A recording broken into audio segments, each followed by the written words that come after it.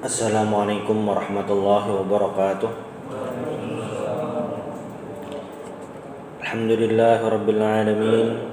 Alhamdulillahil fatahil alim alladzi arsyada man istafahu min ibadihi lit-ta'allumi wa ta'lim wa ja'ala al-'ilma sababan najati wal fawzi bizulfa 'indal malikil 'azim. Wassalatu wassalamu ala man arsalahu Allahu hadin ila siratal mustaqim wa ala alihi wa sahbihi al-faizin min sahbatihi wa tibahi bil khuludi fi daril baqa'i wan na'im. Alhamdulillah, di malam hari ini kita bisa kembali melanjutkan kajian syarah kita bersama kitab Ar-Rahiqul Makhtum karangan Syekh Safiyur Rahman Al-Mubarakfuri. Di pertemuan sebelumnya kita sudah membahas tentang bagaimana Rasulullah SAW sampai di Madinah, dan tibanya Rasulullah SAW di Madinah ini merupakan babak baru dalam kehidupan baginda Rasulullah SAW, kehidupan para sahabat, serta bagaimana dakwah Rasulullah selanjutnya. Tentu lingkungan yang berbeda itu akan membawa gaya yang berbeda, perubahan dalam dakwah. Kalau dalam pembahasan usul tafsir itu ada yang namanya surah Makkiyah, surah Madaniyah. Nah, hijrahnya Rasul ini juga berdampak kepada ayat-ayat yang turun, karena masyarakat di Mekah itu sangat berbeda dengan masyarakat di Madinah. Mekah itu ya mayoritasnya pembangkang Rasulullah SAW, maka ayat yang turun pun untuk menyesuaikan lingkungan. Namun ketika Nabi Muhammad tiba di Madinah, ini sudah berbeda. Kenapa? Karena di sana sudah tercipta komunitas lingkungan masyarakat Muslim, sehingga ayat yang turun ini pun memiliki uslub gaya bahasa yang berbeda. Nah, paling tidak ada 3 kelompok yang dihadapi Rasulullah SAW. Yang pertama adalah para sahabat beliau, baik muhajirin maupun ansor. Lalu yang kedua adalah orang-orang musyrik yang berada di Madinah, orang asli musyrik. Dan yang ketiga adalah orang-orang Yahudi di Madinah tersebut. Nah, ketika Rasulullah SAW sampai di Madinah ini, tentu ada permasalahan baru. Dan ini juga merupakan sunnatul hayah. Kehidupan itu seperti itu. Kalaunya kehidupan itu berjalan mulus, tanpa ada halangan, rintangan, nah ini sebenarnya patut dipertanyakan. Selalu mulus, patut dipertanyakan, karena sunnatul hayah, maksudnya kehidupan itu berliku-liku. Yabluwakum ayyukum ahsanu amala. Kata Allah Subhanahu wa taala, akan kami beri musibah, ujian, cobaan, ayyukum ahsanu amala, yang mana paling baik amal ibadahnya. Nah, Rasulullah SAW ketika beliau sampai di Madinah, ini ada permasalahan yang sebenarnya merupakan masalah yang mendasar, yang harus beliau selesaikan segera. Apa itu? Yaitu 2 kelompok umat Islam saat itu. Yang pertama adalah tuan rumah, yang mereka sudah tinggal di Madinah, memiliki penghasilan atau kerja di Madinah, sudah ada rumah, kehidupan mereka memang di sana, tanah kelahiran di sana. Ini adalah orang-orang Ansor. Dan yang kelompok kedua adalah orang-orang yang mereka ini hijrah karena perintah Allah Subhanahu wa taala, perintah Rasulullah, dan mereka itu meninggalkan aset mereka beserta pekerjaan mereka di Mekah. Ini luar biasa kalau yang kita pikir untuk kehidupan hari ini. Para sahabat itu, orang-orang muhajirin itu rela demi menyelamatkan keimanan, demi mematuhi perintah agama. Mereka rela meninggalkan rumah, tempat tinggal yang mereka sudah turun-temurun tinggal di sana, dan meninggalkan pekerjaan juga sama ini. Ini ada 2 macam nih. Kita semalam itu COVID itu kita dihantam pekerjaan. pekerjaan terganggu. Walaupun tidak semua, tapi banyak pekerjaan yang terganggu, banyak pekerjaan yang bermasalah karena COVID. Rumah masih aman. Maksudnya ada gara-gara itu, kecuali memang ada faktor lain gitu. Apa ngarannya nih, social distancing atau apalah. Cuma maksudnya rumah masih aman, ada yang disuruh menjual karena di sini banyak virusnya, ada sampai segitu. Masih aman. Nah, tetapi para sahabat harus melakukan itu. Nah, ini permasalahan mendasar yang terjadi di Madinah saat mereka pindah ke sana. Dan ini semua hal berkaitan dengan kehidupan. Bagaimana mereka tinggal, ini orang-orang muhajirin. Bagaimana mereka tinggal, bagaimana mereka mencari penghidupan, ma'isyah, sumber keuangan untuk keluarga, itu bagaimana. Nah, ini permasalahan pertama. Lalu yang kedua, kelompok yang kedua, ini adalah al-musyrikuna min samimi qabailil Madinah. Falam takun lahum saytarah 'alal muslimin. Kelompok kedua yang berada di Madinah adalah orang-orang musyrik. Orang musyrik. Jadi, kalau bahasa di kitab sirah ini atau tarikh ini, yang namanya orang musyrik itu adalah yang bukan ahlul kitab. Nah, penyembah berhala. Biasanya seperti itu. Nah, orang-orang musyrik di Madinah ini merupakan salah satu penduduk yang dihadapi oleh Rasulullah Sallallahu Alaihi Wasallam. Nah, orang-orang musyrik ini bisa dikatakan minoritas dan mereka tidak bisa menguasai Madinah. Jadi kaum muslimin itu sudah terlanjur menguasai Madinah. Jadi orang musyrik ini tidak bisa berbuat apapun. Nah, namun orang musyrik di Madinah ini menjadi benalu, duri dalam daging. Kenapa? Karena orang-orang musyrik ini mereka merubah tampilan menjadi apa? Menjadi orang-orang yang munafik. Apakah semua? Tidak juga. Jadi ada yang memang musyrik lalu masuk Islam.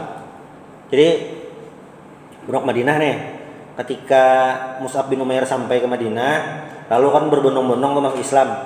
Nah, ketika Nabi sampai di Madinah, itu masih ada sekelompok lagi yang belum mengutarakan syahadat, istilahnya seperti itu. Ini yang disebut musyrik itu. Nah, lalu yang musyrik yang diantara yang sisanya ini, nah ini sebagian, mungkin bisa dikatakan sebagian besar, pokoknya orang-orang musyrik ini sebagian itu berkamuflase, menyamar menjadi munafik. Nah, wa kana fihim man yubtinu syadidal ihan wal adawah didda Rasulillah sallallahu alaihi wasallam wal muslimin walakin lam yakun yastati'u yunawi'ahum bal kana mutarran ila izharil wud was safa nadharan ila dzurub wa ala ra'si haula Abdullah bin Ubay bin Salul. Jadi pemimpin kelompok yang musyrik lalu berkamuflase jadi munafik ini adalah kelompok sakit hati. Nah, kenapa sakit hati? Karena Abdullah bin Ubay bin Salul beliau ini dari suku Khazraj kan. Sebagaimana sudah kita bahas di pertemuan sebelumnya, Aus dan Khazraj ini terlibat peperangan saudara bertahun-tahun. Dan mereka tidak pernah atau belum pernah sepakat menunjuk seseorang menjadi pemimpin resmi Madinah. Belum, karena kan perang saudara terus.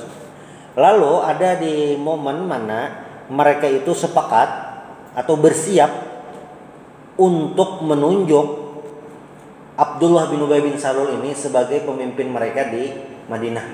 Memang sudah disiapkan. Kayaknya pian jadi pemimpin kami, ya, sudah siap kan. Nah, saat di masa-masa persiapan ini Abdullah bin Ubay bin Salul ini sudah senang, siap jadi pemimpin. Mungkin bilanya pian ingat yang waktu kejadian perjanjian Aqabah As-Saniyah, perjanjian Aqabah yang kedua, itu kan orang-orang musyrik menggrebek perkemahan orang-orang Yathrib. Siapa di antara kalian malam tadi ada melakukan perjanjian pertemuan dengan Nabi Muhammad? Lalu kan diam tuh, diam. Lalu Abdullah bin Ubay bin Salul ini yang ibarat jadi pimpinan kloter, tidak ada. Tidak ada. Kalaupun ada pasti mereka memberitahu saya. Nah, ada tuh momennya. Nah itu beliau sudah digadang-gadang siap jadi pemimpin Madinah. Nah, tapi dengan Islamnya penduduk Madinah bisa dikatakan mu'dhamuhum, katsiruhum, aghlabuhum, kebanyakan mereka, maka penobatan Abdullah bin Ubay bin Salul ini sebagai pemimpin, saya katakan wali kota lah, pemimpin kota Madinah itu gagal secara otomatis. Nah, itu yang membuat sakit hati Abdullah bin Ubay bin Salul. Ada dua sakit hati. Satu, sakit hati kada jadi. Yang kedua, Sidin sakit hati ternyata yang jadi orang nomor satu di Madinah adalah Nabi Muhammad, orang luar itu. Dua kali sakit hatinya. Nah, ini mirip-mirip dengan, walaupun tidak sama, cuma ada kemiripan dengan yang terjadi Abu Jahal di Mekah. Abu Jahal itu adalah sebenarnya kalau secara akademik orangnya pintar, cerdas. Nah, jangan kita tanya bagaimana kemampuan beliau menalar Al-Quran, memahami Al-Quran itu. Nah, karena kemampuan beliau itu dalam bahasa Arab luar biasa Abu Jahal. Tetapi karena kesombongan itu yang mencegah Abu Jahal itu sulit untuk masuk Islam. Karena kata beliau kalau masuk Islam otomatis seperti satu strip di bawah Nabi Muhammad SAW, yang mana Nabi Muhammad ini dari Bani Hashim, beliau dari Bani Makhzum. Mungkin ada faktor itunya, faktor ta'assubnya salah satunya. Yang terjadi dengan Abdullah bin Ubay bin Salul seperti itu, hampir jadi pemimpin, karak sudah kada jadi gara-gara itu. Nah, hendak melawan kada kawa orangnya sedikit. Lalu apa? Nah, maka tadi apa kata Syekh Safiur Rahman? Bal kana muttarran ila izharil wud was-safa nadharan ila dhurab. Maka terpaksalah beliau dan kelompoknya pura-pura menampakkan keislaman. Membahas ini itu kayak Islam KTP-nya lah. Pura-pura menampakkan keislaman, menyukai Islam. Ini yang disinggung dalam Al-Quran. Wa idza khalau ila syayatinihim qalu inna ma'akum innama nahnu mustahzi'un. Wa idza khalau ila syayatinihim, ketika mereka kembali kepada setan mereka, kembali ke tongkrongannya, kembali ke warungnya, tempat berkumpul mereka, mereka berkata sesama mereka, wa idza khalau syayatinihim, Allah memberi label kelompok mereka itu adalah kelompok setan, majelis setan itu. Qalu inna ma'akum innama nahnu mustahzi'un. Kami sebenarnya bersama kalian. Kami ikut di sana cuma istihza, meremehkan, bahasa Banjarnya mulu-hulu aja. Nah, itu. Jadi ini orang munafik ini yang disinggung Al-Qur'an. Nah, para ulama sebenarnya memberi rumusan. Orang munafik itu ada dua. Yang disinggung sering dalam Al-Quran, yang munafik neraka. Ini yang ngarannya munafik i'tiqadi, tampilannya seperti orang Islam, hatinya tidak beriman sama sekali. Ini ngarannya munafik i'tiqadi. Cuma kalau yang satunya munafik amali, nah ini kita kada tahu masuk yang mana, kada tahu. Cuma munafik i'tiqadi, munafik amali ini secara lahiriah, secara perbuatan, aktivitas kayak orang munafik, bepander, berdusta, berjanji, luput, diamanahi, khianat. Nah, ini munafik amali. Sama lah lawan i'tiqadi, sakada sama sebujurannya. Yang tahu bang siapa? Yang tahu Allah Subhanahu wa taala aja. Itu. Jadi tidak ada dalam rumusnya itu orang munafik dieksekusi di Madinah, tidak. Kecuali yang sudah dicap oleh Allah Subhanahu wa taala. Abdullah bin Salul ini sudah ada capnya. Makanya ketika Nabi mau hendak menyembahyangkan itu, di istilahnya dikritik Sayyidina Umar dan turun ayat menegur Nabi Muhammad. Itu lain. Itu khusus. Kalau yang lain itu kada tahu. Nah, ini yang mengganggu Nabi Muhammad dan sahabat kaum muslimin, orang-orang yang ini yang dia musyrik, sebenarnya tidak beriman, pura-pura aja. Makanya dalam hadis itu sebutkan sholat yang paling berat terhadap orang munafik adalah sholat isya dan sholat subuh, karena memang kadap bahari kada belampu. Mun wahini bang, wahini kayaknya beda bang. Soalnya wahini subuh kau aja belampu. Kada ada lampunya, kau aja mah update status mau sholat subuh nih. Cuma kada tahu. Kalau masalah hati kita kada kawa, kada tahu kita. Ada orang mah upload sembahyang subuh biar aja, ada apa-apa. Kalau pina anak boy orang sembahyang subuh, kita kada tahu.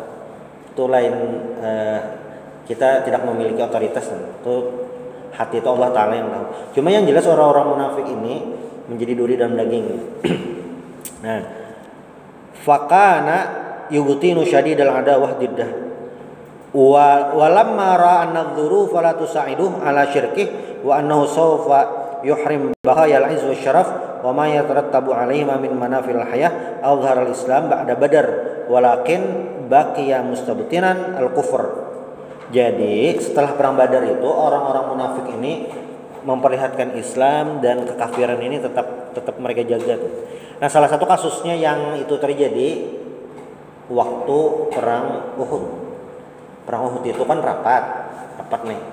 Kita apa ujar Nabi? Keluar Madinah menyerang tuh, atau bertahan di Madinah? Perang Badar itu terjadi, kemudian bahasa Banjarnya tuh model kaya lah, mungkin kada sama bang, kaya gagawayan bejaga-jaga. Perang Badar tuh itu siap-siap digeja-geja. Makanya pasukannya tuh terbatas orangnya segitu kan. Beda lawan perang Uhud, ini memang siap keluar. Makanya yang tertinggal perang Badar tuh semangat benar perang Uhud nih. Wah, ini harus umpat. Beda lagi dengan perang Khandaq atau perang Ahzab. Itu keputusannya tetap bertahan di dalam kota Madinah. Jadi ada musyawarah, diputuskan berangkat. Perang Uhud diputuskan keluar. Pas keluar orangnya 1.000, kurang lebih 1.000. Musuhnya orang kafir Quraisy kurang lebih 3.000. Di jalan orang munafik ini di jalan. Ini pintar bener mah akale. Peribahasa Banjarnya akal memilanduk. Makal. Sampai di jalan bulikan. Munafiknya bulikan. Kami pulang aja. Kayaknya nih kada jadi jo perang nih. Mau yuhi aja, menghabisi bensin aja. Mau yuhi mantri pertamax aja. Bulikan 300, sisa 700 lagi. Itu kalau kita pasukan tuh luar biasa menyulitkan. Makanya Imam Az-Zahabi itu menulis dalam kitab Al-Kabair, salah satu dosa besar adalah at-tawalli wa mazhab, pergi dari peperangan. Nih mau perang nih, pergi. Nah itu dosa besar, tawalli wa mazhab, lari dari medan pertempuran. Nah orang munafik itu kelakuannya waktu perang Uhud pulang 3. Nah ini kasusnya akan berbeda. Orang-orang munafik ini waktu persentase kemenangan itu tinggi dan musuhnya ini kalah. Kalau ibaratnya ranking FIFA bola tuh jauh bener rankingnya di bawah dah, nyata kalah dah. Nah itu waktu Ghazwatul Muraisy' 6 Hijriyah, waktu memerangi Bani Mustalik. Nah itu munafik umpatan. Karena apa? Kemungkinan menang tuh tinggi, sudah surveinya, bisa dihitung surveinya. Siapa kita kemungkinan menang? Wah tinggi, ini aman. Ghanimah nyata dapat, menang nyata, kemungkinan luka sedikit, ya aman lah kita. Itulah berangkatnya umat. Nah itu jadi hendak mengambil untungnya aja. Nah ini sulit nih. Ini adalah orang-orang munafik yang notabene sebenarnya mereka itu adalah orang-orang musyrik itu. Nah lalu yang ketiga ini yang lagi ramai hari ini dibahas hari-hari di mana, di sosmed, di mana-mana. Apa itu? Al-ammal qaumus salis wahum al-yahud, orang-orang Yahudi. Sampai di Madinah ada orang Yahudinya. Dan perlu kita ketahui Bapak Ibu sekalian, ayah bunda, Nabi Muhammad ketika sampai di Madinah ada orang Yahudi ini kada diperangi. Jadi kada itu. Lalu kenapa mereka diusir? Itu karena mereka melanggar perjanjian. Ini yang harus dipahami karena melanggar perjanjian. Ammal qaumus salis wa humul yahud fa innahum kanu qad inhazu ilal Hijaz zaman al-ittihad al-Asyuri war Rumani kama salafna wa kanu fil haqiqah Ibraniyin. Jadi orang-orang Yahudi di Madinah ini sebenarnya bisa dikatakan pelarian atau mereka mencari daerah baru yang banyak ini riwayatnya. Ada yang mengatakan bisa jadi itu dalam satu pendapat yang lengkap. Mereka aslinya orang Ibrani pindah ke Madinah. Jadi mereka ini bukan orang Arab, orang Ibrani aslinya. Berarti bahasanya Ibrani. Ke Arab ya tinggal di sana jadi bisa. Nah, ketika mereka tinggal di Madinah atau tinggal di wilayah Arab tadi, istabaghu bisibghatil arabiyyah fi zai wal lughah wal hadarah. Mereka berakulturasi dengan penduduk Arab. Bajunya kayak orang Arab, bahasanya kayak orang Arab dah. Peradaban pokoknya kayak orang Arab benar dah. Orang-orang Yahudi ini di Madinah sudah kayak orang Arab benar. Nah, tapi itu secara tampilan. Jadi mereka itu sangat mendalami Arab benar waktu itu. Ngaran kayak orang Arab. Amun ngaran orang Indonesia biasanya panjang. Ulun Muhammad Taslimur Rahman. Itu kalau ditulis Arab ada 3 suku kata. Muhammad, Taslim, Rahman. Tambah ngaran Abah jadi 4. Nah, ngaran orang Arab itu ada kayak itu.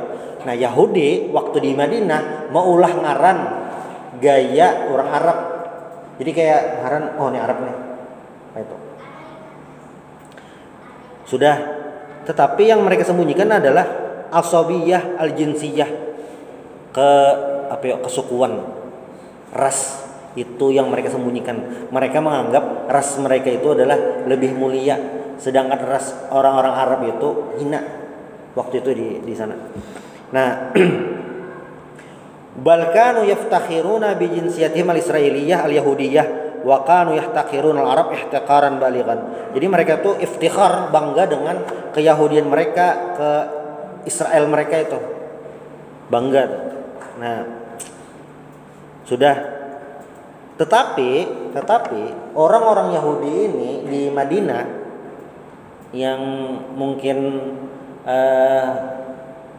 agak berbeda dengan umat Islam adalah walam yakunu mutahammisin fi nashri dinihim. Mereka itu tidak berambisi untuk menyebarkan agama Yahudi kepada orang-orang lain. Misi agamanya tuh nggak ada. Orang-orang Yahudi ini kada ada misi agamanya, kada ada sama sekali. Lalu apa? Nah, lalu yang mereka lakukan adalah di sana itu apa bahasa kita ya lah? Batu tambak. Jadi sihir, jadi dukun. Mun bahasa bahari itu orang hendak minta banyu gasan taguh, buntalan, bebasal, hendak jadi kuyang. Nah itu itu.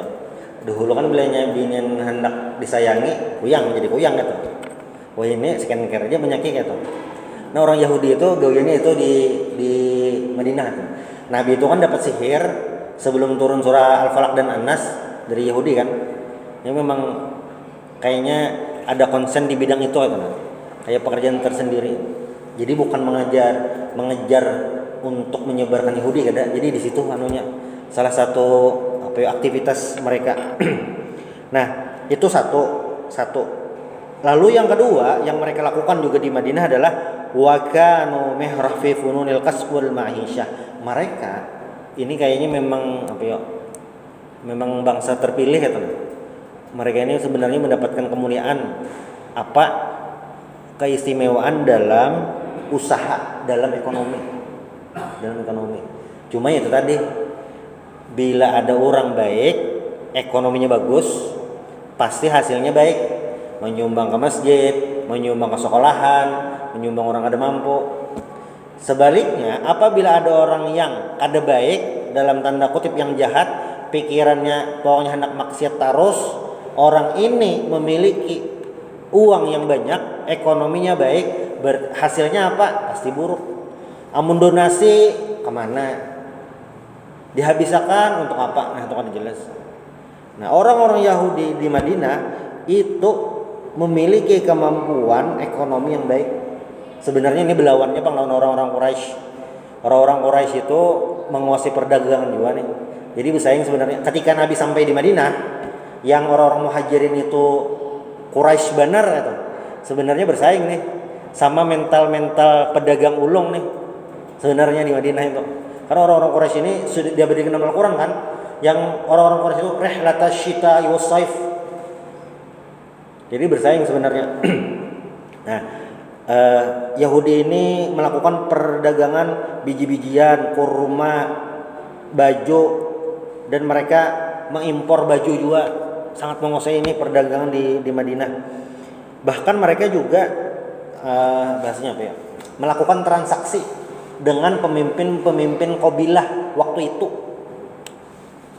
Memimpin kabilah, mungkin ada transaksi apa tuh yang mereka untung, dan pemimpin kabilah mendapatkan manfaat dari pinjaman yang mereka lakukan. Jadi Yahudi ini kayak menghutangi pemimpin-pemimpin kabilah waktu itu, imbah menghutangi karena ada satu saatnya yang ditagihnya kayak apakah supaya secara ekonomi itu rasa kada nyaman kan pemimpin kabilah. Nah, termasuk yang dilakukan Yahudi waktu itu, ini punya kita baca hari ini mirip benar tuh, mirip benar. Yang kisah Nabi di Madinah ini lah. Mirip benar ini. Kenapa gerang? Karena ada momen di mana berhutang, orang-orang pemimpin kabilahnya itu berhutang, dan kayak jaminannya itu tanah kabilah. Kada kawa diambil buahnya. Nah, itu dasar mulai zaman bahari, zaman Nabi, Yahudinya sudah kayak itu. Ini yang Nabi hadapi itu. Cuma inilah luar biasanya para sahabat itu yang memang dapat gelar langsung dari Allah, radhiyallahu anhum wa radu'an, qaumun istafahumullahu linasri nabiyhi Muhammadin sallallahu alaihi wasallam. Para sahabat adalah orang-orang yang dipilih Allah Subhanahu wa taala untuk membantu Nabi Muhammad. Jadi mereka berada di Madinah itu bukan sekadar dakwah mengkonter orang-orang Yahudi ini yang begitu menguasai Madinah. Itu yang mereka hadapi. Jadi banyak benar nih musuhnya dah. Kalau waktu di Mekah itu cuma satu, orang-orang Quraisy pepadaan juga. Bilanya beribadah diganggu udah kayak itu aja. Ternyata di Madinah ini musuhnya banyak. Sebanyak dua paling ada, musuh internal orang-orang munafik, musuh eksternal orang Yahudi. Perjanjian maka ada, perjanjian itu ada. Cuma Yahudi ini ya Raja Waluh. Nah,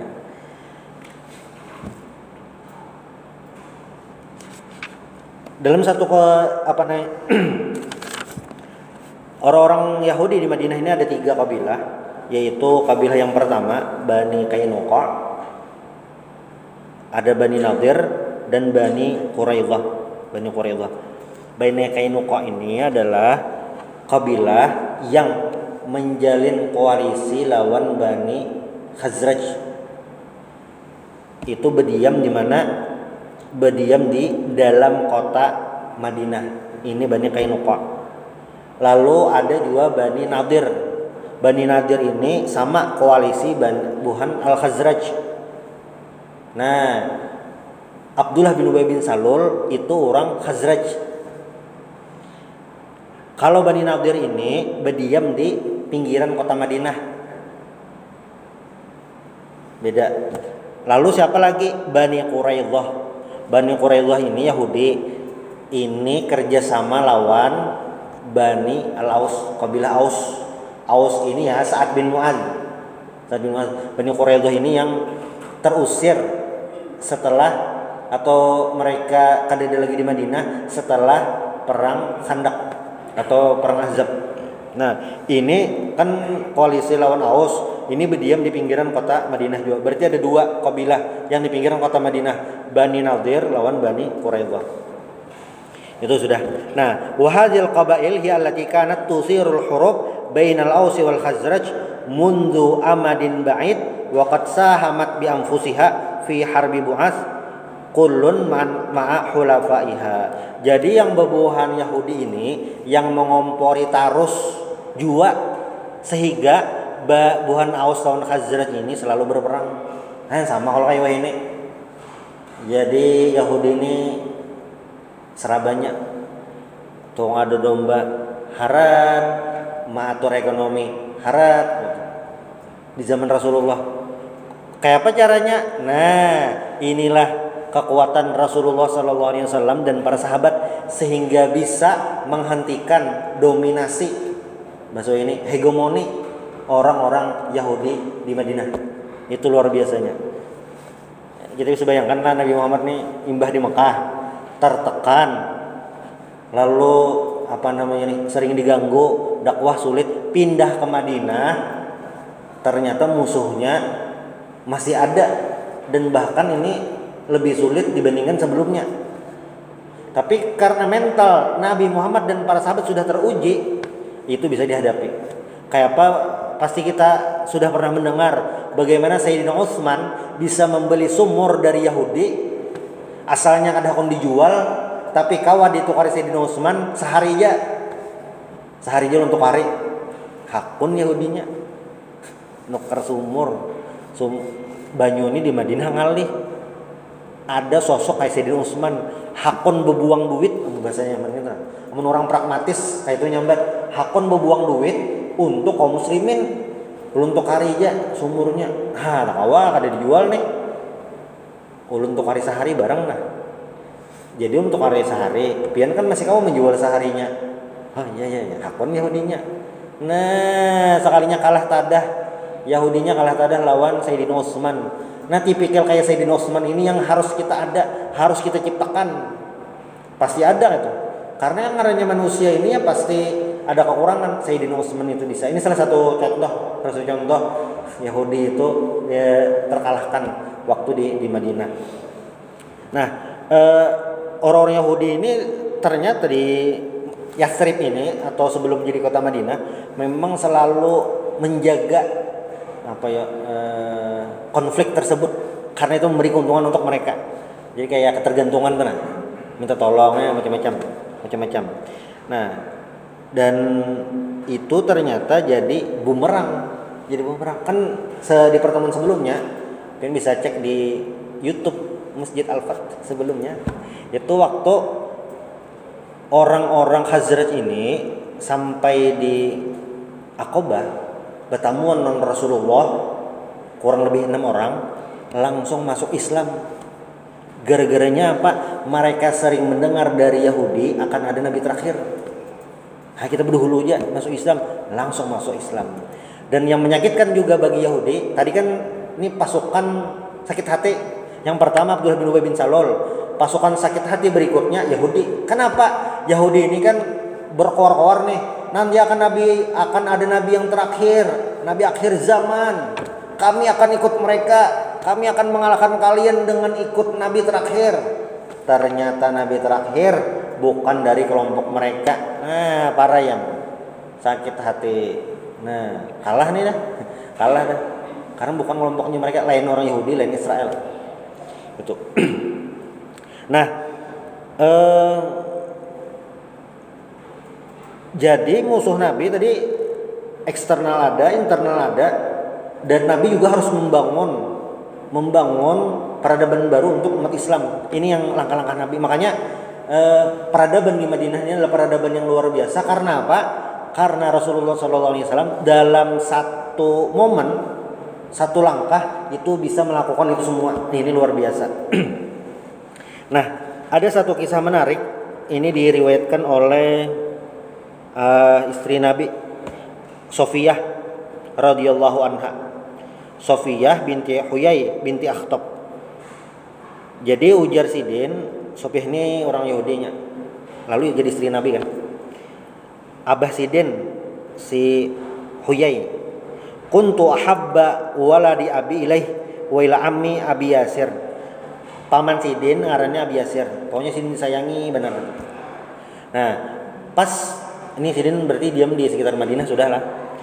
Waktu Nabi sampai ke Madinah dan sampai di Kuba, Abah Sidin lawan paman Sidin ini bagagas ke sana ke Kuba. Karena Abah lawan paman Sidin ini tahu Nabi terakhir tuh cirinya ini orangnya kayak ini sudah tahu. Pas ada kabar Nabi Muhammad sampai di Kuba, begagas datang ke sana melihati bujur atau ada nih. Sampai ke sana melihati sekalinya bujur. Nabi yang terakhir bujur. Dan mungkin yang membuat dua orang ini jadi kayak lamah lintuhot lain orang kita. Nah, lain orang kita jadi sekalinya. Betul. Kejadian lain ini berhubungan dengan Yahudi adalah sahabat Nabi ngarannya Abdullah bin Salam. Abdullah bin Salam ini orang Bani Qainuqa. Bani Qainuqa tadi kan diam di dalam kota Madinah. Sayyidin ini Abdullah bin Salam ini adalah salah satu pemuka ulamanya, ustadznya di Yahudi itu, pemuka agama. Nabi datang, walamma sami'a bi maqdami Rasulillah sallallahu alaihi wasallam al-Madinah fi Bani Najjar ja'ahu musta'jilan. Jadi Abdullah bin Salam ini waktu mendengar Nabi sampai di Madinah di kampung Bani Najjar, langsung Sidin ke sana datang. Langsung datang ke sana. Langsung aja Sidin dan tanpa basi babi bu langsung sat langsung aja Sidin menakoni Nabi Muhammad karena Sidin ini memang pemuka agama Yahudi, jadi sudah ada list pertanyaan yang kau menjawab itu Nabi aja. Sudah ada. Jadi Sidin sudah siap. Ada. Langsung Sidin datangi, langsung Sidin takoni. Di sini ada disebutkan Bang lah di Rahikul Maktum ini ada disebutkan pertanyaannya apa aja. Sidin takoni dan Nabi jawab pas jawabannya Nabi kau menjawab bujur Nabi nih langsung Sidin syahadat asyhadu an la ilaha illallah asyhadu anna Rasulullah. Lalu jar Abdullah bin Salam nih hadis ini sangat terkenal nih yang an Abdillah bin Salam an Rasulillah sallallahu alaihi wasallam afshus salam wa at'imut ta'am wasilul arham wa sallu wan nasu niyam tadkhulul jannata bisalam. Ini hadis salah satu hadis yang disampaikan diriwayatkan oleh Abdullah bin Salam. Salah satu hadis yang pertama-tama yang diucapkan waktu sampai di Madinah. Ini riwayat Abdullah bin Salam nih. Jadi ujar Abdullah bin Salam, Nabi pian behilipan lah. Jangan habari dulu buan Yahudi ulun masuk Islam. Supaya pian tahu kelakuan buan Yahudi itu nak kayak begerang. Ini ulun ke rumah. Kayaknya pian takoni buan Yahudi. Yahudi itu nakone Abdullah bin Salam tuh kayak pegerang orangnya. Oh iya aja Nabi. Sudah Sidin ke rumah, lalu Nabi bertakun kan orang-orang Yahudi nih. Ujar Nabi, ayu rajulin fikum Abdullah bin Salam. Perasa buhan pian nih lah. Abdullah bin Salam itu kayak pegerang orangnya kayak pegerang. Oh Sidin itu a'lamuna wa ibnu a'lamina. Paling alim di antara kami, anak tuan guru kami. Nah itu bahasanya paling baik di antara kami, anak yang terbaik, putra terbaik di antara kami. Nah, dipuji benar. Di ayat lain sayyiduna wabnu sayyidina, anak pemimpin kami lah, luar biasa. Sudah memujinya habis, puji-pujiannya habis, sudah memuji setinggi langit. Nah lalu Nabi bertakon pertanyaan yang Amun wahin itu bahasanya plot twist. Pertanyaan di ujung. Yang ini mulai sakit hati Yahudi. Ujar Nabi, afara'aitum min aslam Abdullah. Bagaimana pendapat kalian kalau Abdullah ini masuk Islam? Masuk Islam kayak apa? Masuk Islam kayak apa aja? Luar biasa nih. Faqalu a'adahu Allah min dzalik marratain aw salasan. Lalu mereka ulun kada tahu Bang lah amun ditulis di kitab ini karena bahasa Arab tulisannya a'adzahullah. Amun bahasa kita nauzubillah Bang. Kada tahu anunya tausnya kayak apa. Entah nang kayak ini kan bahasanya. Cuma karena ini bahasa Arab a'adzahullah. Jadi mereka mengucapkan mudahan kada kayak itu sampai 2 atau 3 kali saking takutannya tuh. Nah, pas lagi nang kayak itu langsung Abdullah bin Salam keluar. Abdullah bin Salam langsung keluar dari rumah. Kayak tada saya keluar langsung berucap asyhadu an la ilaha illallah asyhadu anna muhammadar rasulullah. Takajud seberataan. Sebenarnya takipik. Nah, berislam sakalinya. Nah, imbah berislam tadi, imbah berislam langsung aja spontan yang memuji setinggi langit tadi, langsung syarruna wa ibnu syarrina wa waqa'u fihi. Abdullah bin Salam ini paling jahat di antara kami, paling kada baik dah. Nah, tadi pina memuji-muji bihimat, pas Abdullahnya be Islam syahadat, langsung terbalik yukong. Nah, wa hadhihi awwalu tajribatin talqaha Rasulullah sallallahu alaihi wasallam minal yahud fi awwali yaumin dakhala fihi al-Madinah. Wa hadhihi hiya dhurub wal qadaya dakhila allati wajaha ar-Rasul sallallahu alaihi wasallam hina nazala al-Madinah. Jadi, kesimpulan dari yang dilakukan Abdullah bin Salam ini supaya Nabi tahu orang Yahudi itu kayak apa gerang di Madinah nih nah. Supaya Nabi kada takajud, lain di muntung, lain di gawian, kada sama. Pandirnya lain, gawiannya lain. Nah kayak itu. Supaya Nabi ini kada takajud untuk langkah-langkah berikutnya, langkah-langkah strategis di Madinah. Supaya tahu Yahudi ini ada beda lah. Nah, ini yang dihadapi Rasulullah SAW saat beliau di Madinah. Apa tadi? Orang Muslim yang hanya baru tiba, apalagi muhajirin, rumah kadeda, gawian kadeda. Lalu ada orang-orang munafik yang munafik ini tampilannya Muslim, kayak orang Islam, sebujurannya kada beriman. Bilanya pian lihat di surah Al-Baqarah itu, ketika berbicara tentang orang beriman, Dzalikal kitabul la raiba fihi hudal muttaqin alladzina yu'minuna bil ghaib wa yuqimunas shalah wa yutunaz zakah bil akhirati hum yuqinun. Tentang ayat beriman ini dikit aja. Tentang ayat orang kafir dikit aja juga. Pas berbicara tentang orang-orang munafik terbanyak ayatnya. Amun ibarat warnane orang-orang munafik ini abu-abu, hirang kada, putih kada. Nah, bahasanya tuh jelimet. Nah, ini orang-orang Yahudi. Nah, ini lain. Ini orang-orang munafik. Nah, ini benar lain, ini benar lain. Kalau orang Yahudi itu jelas dah, karena mereka tidak beriman kepada Nabi Muhammad, padahal mereka itu disuruh untuk beriman kepada Nabi yang akan datang. Memang ada perintahnya tuh. Abdullah bin Salam ini termasuk orang yang mengikuti instruksi itu. Belinya ada Nabi hanya ya umpati. Kalau yang lain kada hakun. Karena apa tadi? Karena mereka menganggap ini bukan kelompok mereka. Gara-gara itu aja. Kita jangan sampai kayak itu. Misalnya ada orang nih bagus, pendapatnya bagus, walaupun lain orang kita kada sepemikiran tapi bagus saja, umpati. Tapi bilanya yang salah, misalnya ada memang bertentangan lawan Al-Quran dan Sunnah, tapi kita bakawan benar, jadi umpati juga kan. Nah, orang-orang Yahudi ini ketika mereka mengetahui Rasulullah bukan kelompok mereka, ya mereka tolak, tidak mau. Nah, ini kondisi di Madinah saat Rasulullah sampai. Internal kaum muslimin sendiri ada permasalahan, lalu internal dengan orang-orang Madinah asli, yaitu orang-orang munafik dan orang-orang Yahudi. Ini yang Rasulullah SAW hadapi. Nah, dikit lagi Isa.